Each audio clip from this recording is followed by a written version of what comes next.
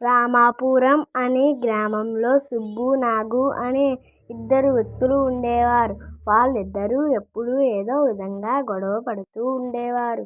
ఆ గ్రామంలో ఉండే ప్రజలంతా త్రాగునీటి కోసం పక్కనే ఉన్న వాగు నుంచి తెచ్చుకునేవారు. అక్కడికి వెళ్ళాలంటే ఒక కొండపై నుంచి సన్నని దారిలో వెళ్ళాలి. పక్కకు జరిగితే కింద పడిపోయేంత ప్రమాదకరంగా ఉంటుంది ఆ మార్గం. అప్పటికి నీళ్లకు వెళ్ళిన సుబ్బు తిరుగు ప్రయాణమయ్యాడు. అతడిని చూసి నాగు నీటి కోసం బయలుదేరాడు.